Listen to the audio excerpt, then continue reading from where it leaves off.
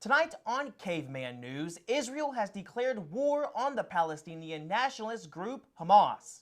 Hundreds were gathered at ASU for the walk to end Alzheimer's. Matthew Sullivan from Cave City SkillsUSA sits down with members of Starfleet from Little Rock Comic-Con. Summit Dan scored her first goal of the season, leading Arkansas State women's soccer team to a victory. My name's Ian. And I'm Seth. All this and more here on Caveman News. In our first story tonight, Israel has declared war on the Palestinian nationalist group Hamas, and the rest of the world is scrambling to figure out what exactly is going on. This declaration comes after a deadly surprise attack was launched by the group on a major Jewish holiday just a few days prior, killing around 260 people. Of those dead, many were civilians. U.S. Secretary of State Andrew Blinken reported that at least 1,000 Hamas soldiers participated in the attack. According to PBS, Israeli forces bombarded the Gaza Strip in retaliation, killing at least 400 Palestinians. An unknown number of those fatalities were civilians. These attacks are thought to be both religiously and politically motivated. Hundreds were gathered at Arkansas State University for the Walk to End Alzheimer's. According to KAIT Channel 8, it's the biggest fundraiser for the Alzheimer's Association here in Arkansas.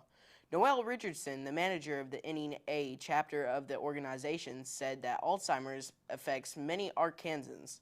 She also stated that we all have some kind of connection to Alzheimer's or another form of dementia.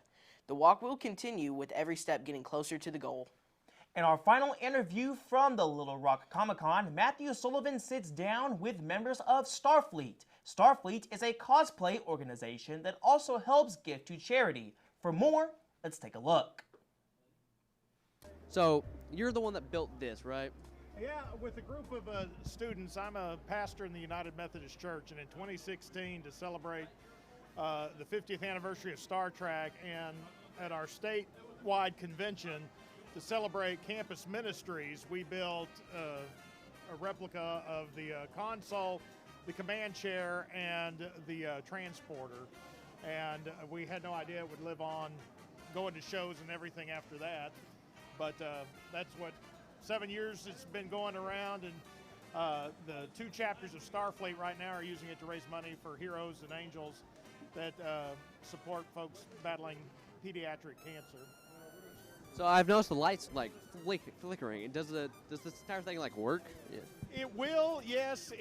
Not all the electronics came in time for this. So we've been kind of analog. Now we're going to digital. So the lighting boxes underneath there have been 3D printed. There might be one sitting around over here, but eventually you'll be able to hit buttons and toggle switches, and it will cause it to do different things, play soundtrack, anything like that. Will you guys eventually put like speakers or anything in here to make it, you know? It's got speakers already, Bluetooth speakers underneath the wings here. And we have a chair behind us. Yep. How long did that take to build? We built it all kind of simultaneous. It was probably 3 or 4 or 5 weeks of working off and on. Like I said, we had about 20 college students that helped. So we went through the whole thing and had blueprints from the 70s that we used for the measurements and everything. And there's like a little diagram of sorts here. What is the diagram of? This is the astrogator. It was helped to navigate the ship where it is within a space. And there should be a little turny dial that goes in the center of it to kind of tell you which direction the ship is pointing. And eventually we intend to recreate that, make it working too. So, if I'm not wrong, did you guys build this all the same year, or? Okay. We all built it for what we call in the United Methodist Church our annual conference, which is every June at the Hot Springs Convention Center. And so we had it there celebrating campus ministry, and it turned out they were starting a comic book convention called SpaCon, and that was their first one in 2016, and Nichelle Nichols was the headline guest who played Uhura on Star Trek. So they came down and picked this up actually at my house and took it over to the convention center, and that's kind of how the whole thing started going around the state for conventions. So will this be at the SpaCon next week? Yes. Okay. It'll be there in a couple of weeks. Do you have like take it apart to move it, or? No, actually, well, there's some parts that come off of this This back piece here and the nose piece come off to get it through a standard door, but everything else pretty much stays. We had to build it, again, because initially it was for a church program, so we had to make it where children could climb on it just in case a wily child got loose and, started climbing on it before we could get them off. So, Has anything? it's on casters, so it rolls around and locks into place. Oh, has anything ever like broken off on it by a student or anything? Every once in a while, some of these buttons are just kind of glued in, and they'll break off. But much like in the show, they would hit it too hard, and the buttons would come off, and they just real quick super glue them back in place. Well, thank you for the interview. Is there anything you would like to plug, say, anything? No, just the 2 chapters of Starfleet are using this again to raise money for Heroes and Angels, which goes to benefit kids and families that are battling pediatric cancer. So we're accepting donations, and you can get a selfie taken with it. Well, thank you for your interview. Thank you for your time.